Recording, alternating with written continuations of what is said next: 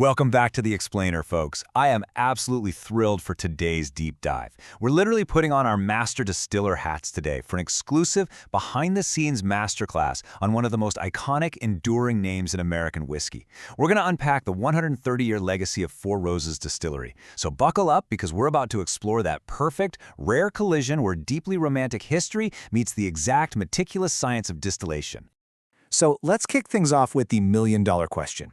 What does it actually take to survive for over 130 years in the bourbon business? I mean, this is a notoriously tough industry, right? It's filled with massive booms, devastating busts, and huge corporate shifts. Surviving all of that doesn't just come down to good luck. It takes a truly legendary origin story, some unbreakable grit during the darkest eras of American history, and, frankly, a borderline obsessive commitment to the underlying chemistry of the craft. Here's our roadmap for today's masterclass. We've got 1. The Legend of 1888. 2. Prohibition and Rebirth. 3. Crafting 10 recipes. 4. Distillation mechanics. And finally, 5. Single-story maturation. Let's jump right in. Chapter 1. The Legend of 1888. A Romantic Foundation. Okay, so the story behind the iconic Four Roses logo is straight out of a movie. It dates way back to 1888 with the Jones family. According to brand legend, Lawrence Laval Jones fell completely head over heels for a beautiful Southern belle named Mary Peabody. Over 5 long years, he proposed multiple times, and she just kept turning him down.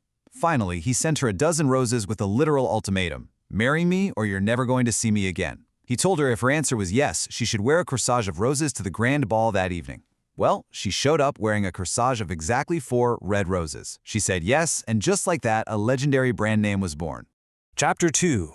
Prohibition and Rebirth. Survival and Resilience. Talk about an incredible roller coaster of a history.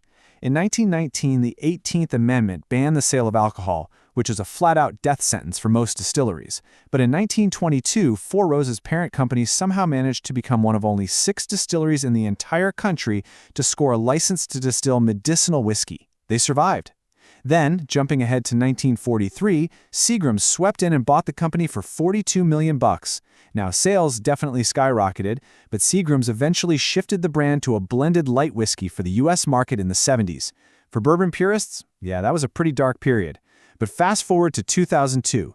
Kirin takes full ownership, and alongside the legendary master distiller Jim Rutledge, they bought back the old light whiskey stock, completely rebranded, and triumphantly relaunched Four Roses as a premium straight bourbon in the U.S. A massive comeback.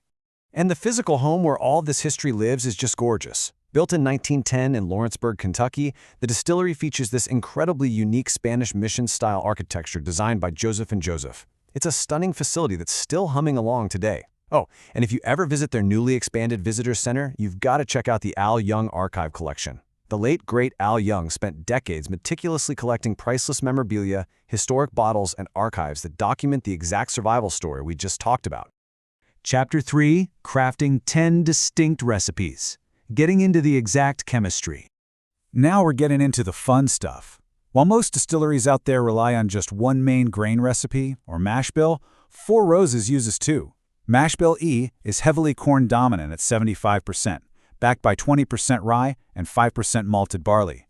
But mash bill B drops that corn down to 60% and bumps the rye way up to 35%. Why does that matter to us?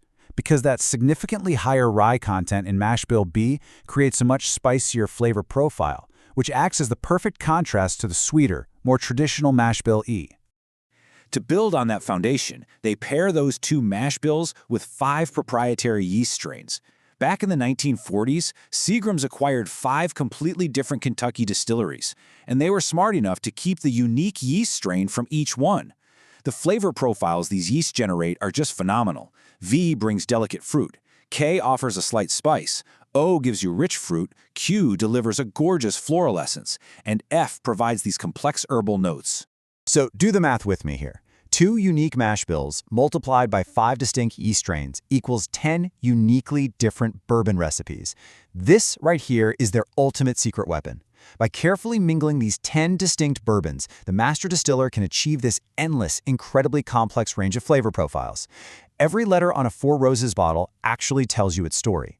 For instance, if you see OBSV, that means it was distilled at Four Roses, uses the spicy B mash bill, is a straight whiskey, and uses the delicate fruit V yeast. It's an absolutely brilliant system. Chapter 4. Distillation Mechanics. Purifying the liquid.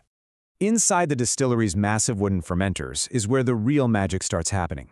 The mash, which is cooked grain mixed with limestone-rich water, gets cooled down and pumped right in. Then, one of those 5 highly specific yeast strains is introduced. For a minimum of 3 days, that yeast just feasts on the sugars. The result is a sour, bubbly liquid known as distiller's beer that sits right around 8% alcohol. It's fully prepped for the stills, but obviously it needs to be purified and heavily concentrated. And that brings us to their precise 2-step distillation process. Step 1 happens in the towering column still.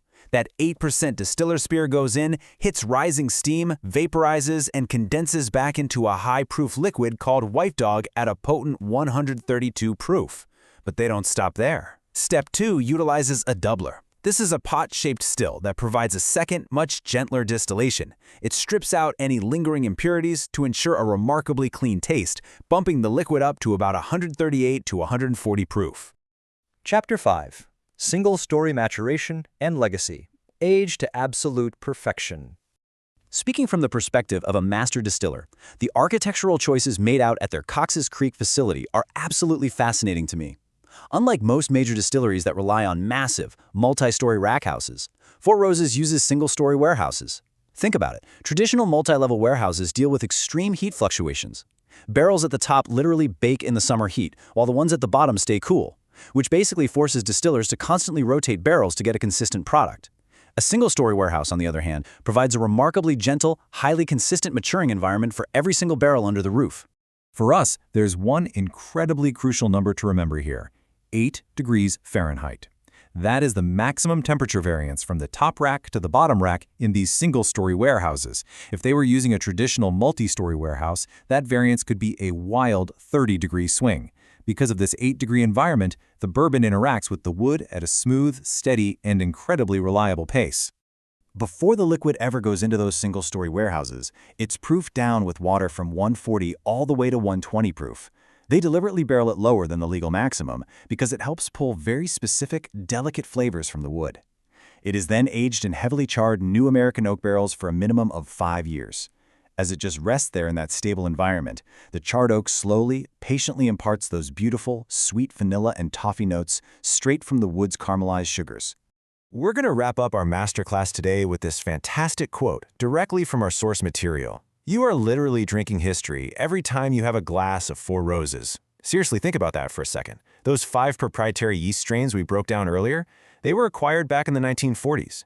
When you sip this bourbon today, you are quite literally tasting a living biological lineage. It's a lineage that survived a world war, massive corporate buyouts, and decades of shifting consumer trends, all perfectly preserved through a meticulously engineered process. It really makes you wonder, doesn't it? What other everyday items are holding on to secrets that are over a century old?